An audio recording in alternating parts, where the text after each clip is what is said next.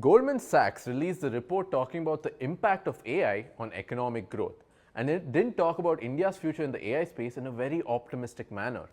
It stated that globally, two-thirds of occupations can be partially automated by AI, things like administration, legal, etc., professions with very little physical exposure. Jobs like construction or maintenance will be automated by AI only around 4 to 6%.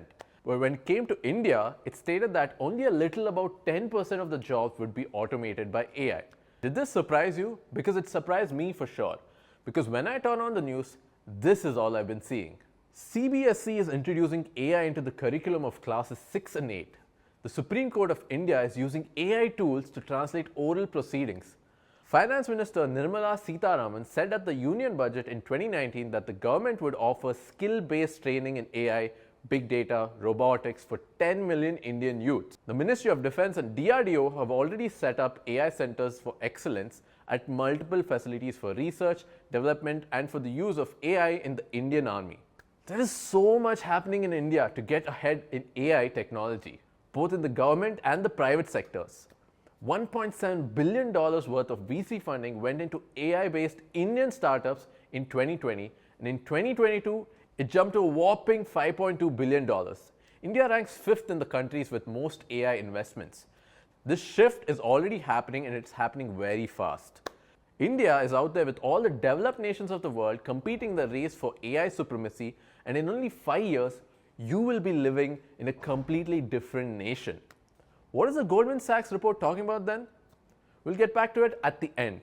Now let me tell you exactly how by delving into 4 major sectors where AI will cause the most amount of impact in India. Number 1, defense. In 2019, Prime Minister Narendra Modi announced that by 2024, there will be 25 AI-based products operational in the Indian Army. It's 2023 right now, and guess what? There's already 40 AI-based products currently in operations and 30 more in development. There are multiple dedicated AI research facilities like DIPA, CAIR, DRDO YSL and WARDEC that are currently up and running. Take WARDEC for example. It's a facility that uses AI and VR to train soldiers in battle-like scenarios via simulation games. Yes, this is actually happening in India. Moreover, the Indian defense is already using AI-powered tech in facial recognition, language translation, remotely operated weapon stations, robot mine detectors and intrusion detection systems. We've actually done a deep dive video on how AI is being integrated into the Indian defense system and how you as an engineer can get a job building defense tech. So if this domain interests you, you should definitely go check it out right here. Number 2, education. As mentioned initially in this video, CBSE is taking AI very seriously by introducing it into the curriculum. This basically understates that the government of India sees AI and coding as critical skills to have going forward. But speaking about the education sector at large, there are many ways AI will have a strong impact. What AI does best is automating seemingly redundant and time-consuming tasks like clerical work, for example.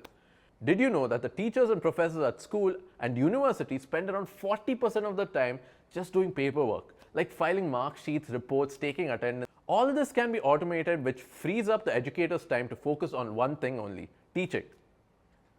Another area is that of personalized education. An AI tool can track a student's learning process and alert well in advance if the student has some kind of learning disability like dyslexia and alert the teacher. The teacher can then make a personalized roadmap for such students with the help of AI tools and progress much faster. Think of AI as a medium in between the teacher and the student. The pandemic has already enabled classrooms to go from physical to digital. And in digital learning, students access their materials via a learning management system or an LMS.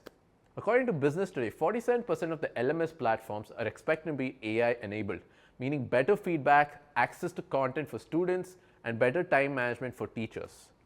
The current traditional teaching methodology, which is one size fits all, will be disrupted and every student will get a personalized education powered by AI according to their needs and pace. Number 3, agriculture. Now remember the Goldman Sachs report talking about how only 10% of the jobs in India will be automated by AI? One of the reasons why they put it across like this is because the report assumes that AI will not impact agricultural sectors in developing nations. What an assumption to make. India has around 45% of its workforce in agriculture. Despite the impact of the COVID pandemic in the last 2 years, the agriculture sector experienced 3.4% growth in 2021.